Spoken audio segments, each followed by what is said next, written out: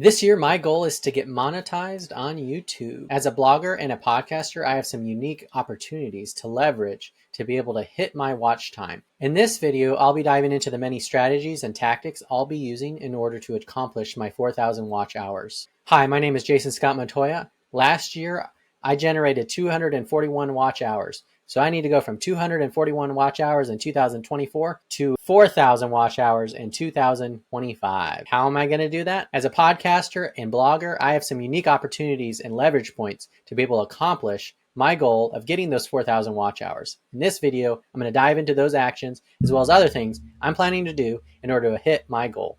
Tell me what your goal is in the comments below. Where are you at? How many subscribers? How many watch hours? And how many do you have left to go? And what are you trying to accomplish in the next few months as well as the remainder of the year? So I want to show you on my screen here just how many watch hours I've had over the years. So I started my YouTube channel in 2017.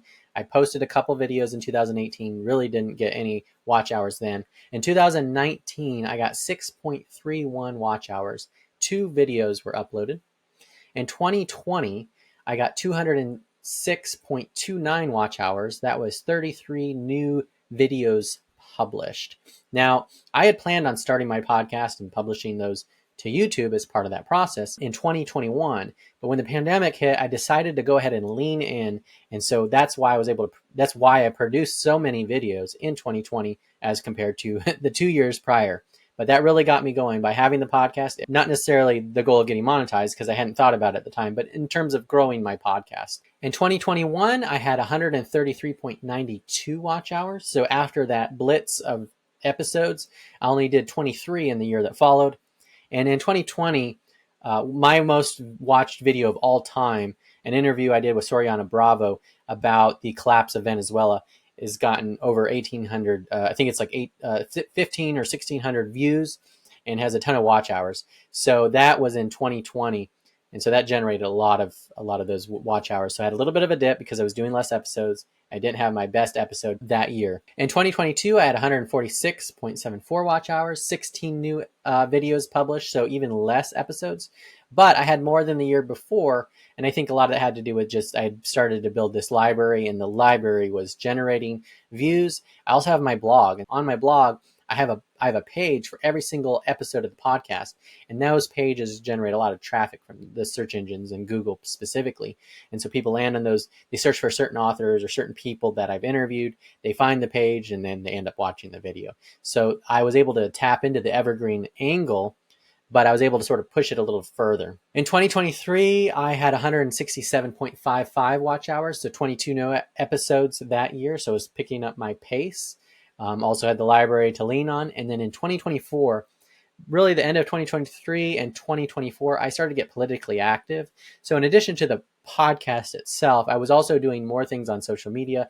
And in 2024, I started posting some clips. So I started, instead of just the long form content, I started doing short form content as well. I ended up publishing 36 videos in 2024, which was the most I had done. I had done 33 videos in 2020. And so I posted 3 more than that. And so that in 2024, I was able to generate 241 watch hours. And you can see in this graph, just I jumped up real high and then I had a little dip and then I just started build from that dip all the way up to 2024. So my goal this year, 2025, is my plan is to get to 4,000 watch hours. So I want to jump from 241 to 4,000, which is a huge jump. So it's going to require some different things. Now I've got this library of long form content I can use that I'm planning on using to slice up into clips. That's a low hanging fruit opportunity, low effort, high impact. And that allows people that may not know either the person that I'm interviewing, or they may not know me. They may not be willing to give that long form content a chance, but they might be willing topically to give the clip a chance and to watch it. And so far, that's what I've done, and that's what I'm seeing as well. At the end of 2024, my second most watched YouTube video was a clip from a podcast episode. And so there's a lot of opportunity there that I plan on leaning into more aggressively as this year unfolds. On that note, what I'm planning to do in January 2025 is I'm going to publish 72 videos in 31 days. 72 videos in 31 days. If you're interested in the results of this 31-day challenge with 72 videos, let me know in the comments below, and I'll do a video on that after I've completed it. This challenge is going to be a combination of vlogs like this. It's going to be episodes of the podcast. It's going to be clips. It's going to be a variety of different things. Most of it will be made up from clips, but I'll have a variety of other things in there as well. And what I want to do is I want to really get aggressive by publishing all these videos and then see what happens. And then that'll give me some data and some perspective to figure out what do I need to do in February and in the months to follow to hit my goal of the 4,000 watch hours to get monetized. I want to dive into the things that I've done that have worked for me, and also some things I'm going to experiment with. So let's jump in and let's talk about new podcast episodes. One of the challenges that I face is I'm a freelancer. I wrote a book called Path of the Freelancer. I've mastered it. I do really well, I earn a great living, and I'm able to earn over 6 figures working part-time. But one of the challenges is if I want to earn more income, I have to work more than the 4 billable hours that I do 19 days a month. If I'm working those extra hours, then I'm not podcasting, I'm not blogging, I'm not doing content creation. But the problem is my content creation hasn't necessarily generated the income I needed in order to warrant me putting those hours in. And so how do I make more money, but also do content creation? So that's the tension that I'm facing. So what I'm looking to do is figure out ways to monetize the content creation that I'm doing so that when I'm putting in time, I'm able to generate an income from that time. And that way, the more time I put in, the more return I get. As a podcaster, I've made very little money from this, but YouTube monetization is one way that I can start to monetize that in a way that helps me accomplish my goal. If I really wanted to get aggressive, what I would do is probably 2 to 3 podcast episodes per week. And that would increase my watch time dramatically. And all the clips I could generate from that would also increase my watch time. And that would be a way to aggressively accomplish my goal. One of the things about podcast episodes is the people you're interviewing have an audience, and those people want to watch those interviews. And so it allows for a lot of watch hours a lot quicker and a lot easier than it might otherwise be. And so the challenge again is 2 to 3 podcast episodes a week would be a lot of time, and that would intrude on my freelancing. And so I got to figure out what the right balance is until I get monetized. Once I get monetized, I can start to move towards those more aggressive goals. And so now it's a matter of how do I accomplish that in the meantime? 2 layers of the podcast episodes that I can leverage. One is what I think of as luminaries. So this past year, I had Elizabeth Newman, Margaret Heffernan, and David Koizis, who are all authors and well-known speakers. They're known around the world. And so by doing these interviews with them, they have notoriety. And I just think of them as a luminary because they're so well-known. And having an interview with someone that's well-known is just a way to get more views on the videos because people know who they are. And they have their own audiences that tend to be much larger. That's an opportunity I can lean in. I've read a lot of books over the last several years, so I could reach out to 40, 50 authors and just ask them if they'd be on the podcast. I could also interview other YouTubers. And there's a lot of people that I could just start interviewing that already have platforms, already have influence. And that's something that I could explore further. So Luminaries is one of the opportunities. Another is, like I mentioned earlier, clips, creating clips from podcasts. I can generate 9, 10, 11, 12 2-minute, 3-minute, 4-minute, 5-minute, 6-minute video clips of the things we're talking about in these podcasts. The podcasts are around an hour. Some go to an hour and a half. My longest is 3 hours. And so there's a lot of content inside of these.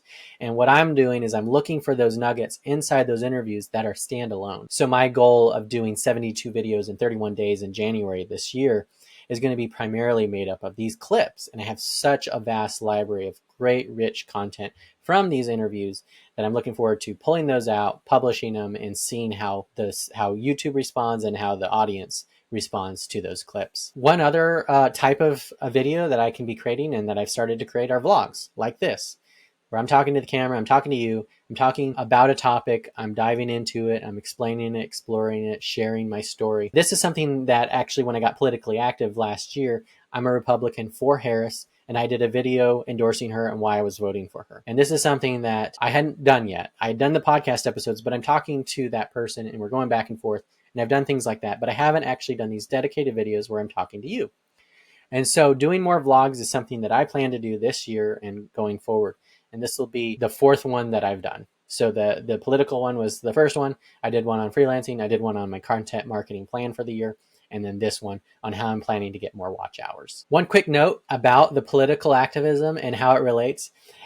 Because I haven't been monetized and I went in a very controversial way with my political activism, being someone that's essentially going to the other side in terms of how I was voting, it bothered a lot of people that I knew. And so it created a lot of tension and attracted a lot of trolls.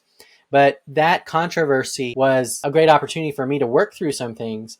But it was also a foundation to set to go, hey, I don't have to worry about how people are going to react. For example, if I had just been real successful posting YouTube videos about freelancing and I've been real successful, I may have had a tension or a trepidation to wade into the political realm, and I may not have done it. And in this case, I felt like the stakes were high enough that it was important enough for me to do that. But now that I've done that and I've sort of faced that fear and overcome it and survived it, I don't necessarily have that fear. And so if there are opportunities in the future where I may have to wade into controversial topics, I'm going to do it. Having a diversified income is another benefit or another advantage to be able to do that. So I don't necessarily have to rely on my income from YouTube in order to step into some of the issues that I want to talk about and the things that are important to our society. Now I want to talk about Reels. I've posted a lot of Reels across the social media channels on YouTube, and I seem to get pretty decent traction at times. Sometimes I'll get a reel with several hundred views, 400 or 500 views, which is great.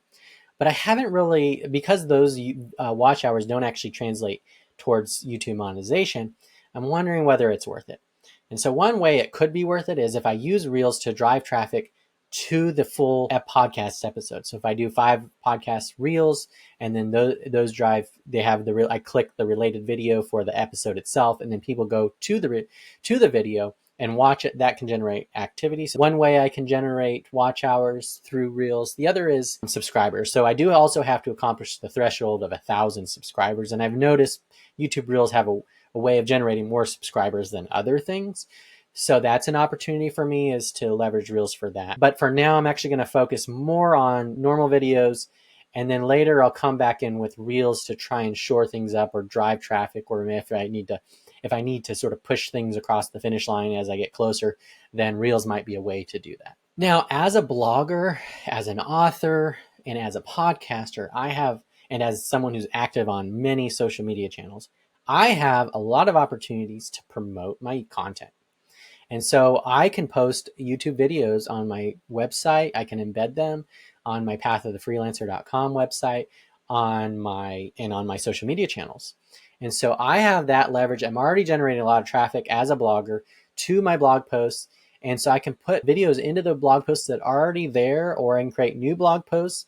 For example, this video that I'm doing right now, I wrote out a blog post, and that's what I'm using as my script or my outline.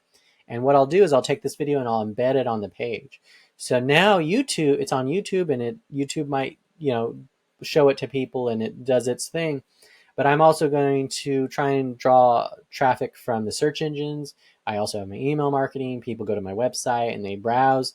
And so now all of a sudden I have an opportunity to push more people, to watch the different videos that will be relevant and valuable to them. When it comes to social media, I can either post the YouTube video and drive people to YouTube to watch it. It's going to be harder to do than a native video. So another thing I can do is post native videos and then have a link to the longer form version of that content. So they watch the clip on LinkedIn and then they click the link to watch the full conversation. So those will be some things that I'm going to do and I'll be experimenting with. Email marketing is something that I plan on using. I send out a weekly email on Sunday to promote my latest blog posts and latest podcast episodes. So I've updated it in MailChimp using an RSS feed from YouTube to now promote the newest videos on my YouTube channel. So those will be listed in those emails. And now people can see that what those are and the titles, and then they can click on them and watch them. I'll be watching to see if that helps drive more people to those videos and ultimately more watch hours and more subscribers. One other thing I have not yet done that I would like to start trying is live videos. So sometimes when I do these podcast episodes, I run them through Riverside. And so with Riverside, it's real easy to make that video that we're recording to go live on YouTube and Facebook and LinkedIn and Instagram. I want to leverage these live videos because the social channels seem to really push live content. You get notifications. They seem to get more traction. And so with live, I think there's an opportunity to get watch hours that I wouldn't otherwise get with the on-demand content. So I plan on trying that out, testing it out, seeing how it works, seeing how effective it is. One of the other things that I never really appreciated or knew was that YouTube actually helps promote the video. So when I was posting on there originally, and just really over the last year that I've started to notice that YouTube actually promotes the videos, and that hadn't connected for me. And so I always thought of YouTube as I have to publish the video and I have to promote it. And so I never really did a lot of the things like really took the titles and the meta tags and the thumbnails and the descriptions, all of those things. I never really took them seriously because I thought it wasn't really going to help me. But that's changed. And now I'm getting really serious about those things because I've seen how effective they can be for me and for others. And so one of the things that I'm taking more seriously as I go into this new year is these things like titles, thumbnails, and putting in the hashtags, putting in the keywords, doing the research, leveraging, I call ChatGPT Skynet, leveraging Skynet to help me to craft some of those pieces so it's more streamlined and doesn't take as much of my time. When it comes to distribution, because that's essentially what YouTube is doing, is it's helping to distribute and promote my video to viewers. I've also got a website called City Watch LA, and they help promote some of my videos on the political side of things, where they will publish my YouTube video on their website. And so that's something I can continue to do with them when the topics are relevant to their website, but it's also an opportunity for me to explore with other websites that might value the content I'm creating and be willing to publish and promote it on their own platforms. Another way that I can get more watch hours is personally sharing it, sending the video to people that I know that is relevant or where it addresses something that maybe we were talking about, including it in my email signature. Just little things I can do to, every hour counts, every subscriber counts. As I'm building this up, all those little things matter. I'm a freelancer, and when I think about the work I do, I bill hourly, and every hour matters. So my goal every month is close to 80 hours, but 1 hour is one of those 80 hours. And so that's how I'm thinking about YouTubing and watch hours is, every single piece of the puzzle is going to add up and then create something successful. And it's going to be a lot of work at first. I'm really going to try and squeeze the orange to get as much juice out of this as I can to accelerate the process and get there as quickly as I possibly can. The other thing I really underappreciated and am really excited about with YouTube is the evergreen content orientation of YouTube. I love evergreen content. That's part of why I'm a blogger, part of why I'm a podcaster. I wanted to be able to create content that transcended time, that wasn't limited to the latest news event, the latest trend, but that transcended those and that lasted a long time. And so I love creating evergreen content. And so I'm actually really excited about leveraging YouTube in that way, creating content. Maybe it's not as flashy and trendy, but has a strong foundation for value that continues to give and give for people as they search for in months, years, and even a decade from now, that this video would be value to them in some form or fashion. And so I'm planning on continuing to lean into that evergreen. And I have some unique opportunities as a blogger to be able to leverage my website in a way to create pages that are searched and indexed on Google, continue to get traffic from YouTube and from my website through the search through Google. And so I have an opportunity to sort of leverage both of these evergreen search engines to drive traffic to these videos and sort of create a pincer movement. One last interesting kind of revelation that I've had just by doing this YouTube journey, by making the decision, I'm going to get monetized.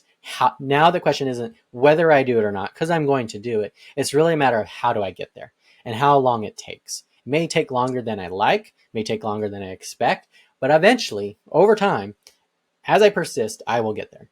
And so what's interesting about that is that led me to then doing a lot of research, watching other YouTubers, and just understanding the system and how it works. And that opened my eyes to just all kinds of things, including the content that I'm sharing with you now. I would have never known that. I hadn't really registered that you could, how realistic it was to get monetized as a YouTuber and what the benchmarks were to get there and how to get there. I think of YouTube, I'm more of the educator and the teacher and giving valuable information and insights. And YouTube, my kids are watching all the time, watching people do gaming. And there are all these sort of like elaborate productions that people do on YouTube. But there's a whole world that has to do with teaching and giving and sharing information and teaching insights and wisdom. And so I think before I saw it as a distribution platform for my podcast, and now I see it as something much bigger and more complex and more opportunity. And now that I've dove into that world, I've opened up this door that has opened up all these possibilities. And I've discovered insights and information that I didn't even know existed before. It was a blind spot, so to speak. And so now I have opportunity to share, like in this video, like this watch hour thing. Here are the things I'm doing to get more watch hours. I would have never thought of that as an idea for a YouTube video a year ago. But now it's like one of the most popular types of videos on YouTube. And so I'm creating one, and I want to share, where I'm at in my journey. And the cool thing about YouTube is there are people that are at every step of the process. There are people that are starting. There are people that are at 10 subscribers. I'm at 75 subscribers. There's people that are 200, 500, 1,000. And then watch hours all over, at different segments as well. And so it's awesome. There are pioneers that have gone before us, that have done the hard work. And there are so many people that have done it now that they've left these mile markers. They've left these sort of breadcrumbs for us. And this is a breadcrumb that I'm leaving for somebody else, that they'll be able to take this, and hopefully wherever they're at in their journey, they'll get the revelation that I got and go, hey, this is actually an opportunity worth pursuing. And so I'm excited about that. And I'm looking forward to continuing to create it. And I'm looking forward to hitting my goal. I hope I can do it this year. If I can't, then I'll keep trucking away until I get there. Thanks so much for watching. Again, my name is Jason Scott Montoya. This is Systems and Stories to Live Better and Work Smarter. Let me know what questions, comments, or concerns you have in the comments below. I'll see you around on the next video.